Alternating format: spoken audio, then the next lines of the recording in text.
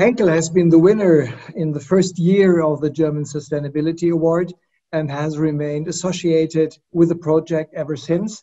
The company, based in Düsseldorf, is considered a pioneer of sustainability in the chemical sector.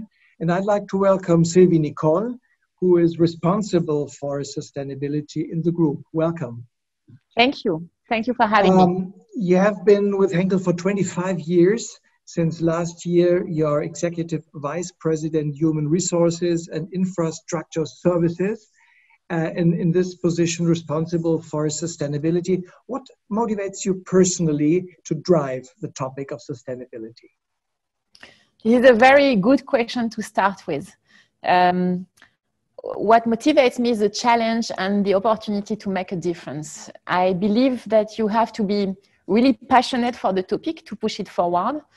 And if there is one thing I have learned since I took responsibility for sustainability on the management board last year, it is that the issue is incredibly complex and that it is extremely important as well for Henkel and for the world. The complexity is challenging, but I also see it as an opportunity because there are many levers that we can use to make a difference in our own production, engaging our consumers, working with our suppliers, and. And my approach is, let's join forces. Collaboration is key within the company first, but also with our partners.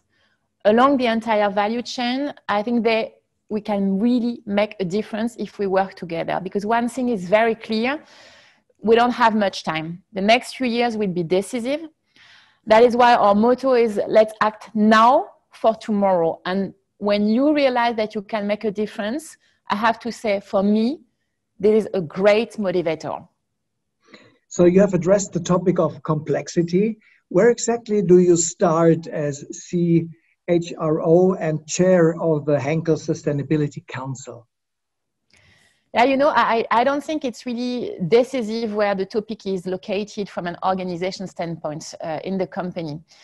As long as it is at top management level and it is a high priority on the management board agenda, as long as we have a clear strategy which is driven from the top of the company.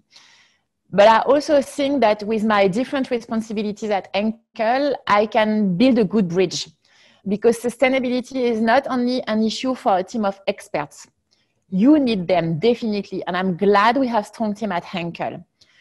Sustainability plays also an increasingly important role for the entire company. It affects every single employee at Henkel. And when I say every single one, I really mean it. It must be firmly anchored in our thinking and planning everywhere. Everyone can and should contribute. This shows that sustainability also has a lot to do with culture and leadership, as well as upskilling our people. And those are key topics for me in my role as head of HR. And therefore, I believe I can do that bridge. As I said in the beginning, you have been with Henkel for more than 20 years in different areas, countries, and functions. How have you experienced the topic of sustainability in the company as a whole so far? Yes, actually, you're right. I'm more than 2 decades with Henkel, and I can say that sustainability is not a trend topic for Henkel. In March next year, we're going to publish our 30th sustainability report. And we have been taking this topic very seriously and driving it for many years. And we report very transparently on our commitments and our progress. So sustainability really is part of our DNA. But of course, the topic has gained momentum. It is becoming increasingly important for us and for our stakeholders, for investors, for consumers, for job applicants, for our own employees. People want to know, what does the company stand for? They want to know how they can contribute to the important challenges of our world. That is clearly their expectation. So what are the most important topics you're driving forward, the most important topics and projects you drive forward? We have defined 3 priorities where we, not just Henkel, all of us globally, urgently need to accelerate progress. So the first one is climate change. The second one is circular economy. And the third one is social progress. Let me give you maybe 3 concrete examples, because it's not just about commitments. It's also and mainly about actions. On climate, we recently closed the power purchasing agreement with a new wind park in the USA. The capacity equals 100% of the electricity demand of Henkel's operation in the USA. This will save about 100,000 tons of CO2, which is equivalent of taking 50,000 cars off the road. And to understand the importance, you must know that the US is our largest individual market. We have more than 70 locations here, so you see immediately the impact. Second topic is circular economy. We are the first consumer goods company to partner with Plastic Bank. The principle works like this. In countries where there is poverty and no functioning waste system, people can drop off plastic waste at collection centers and exchange it for value.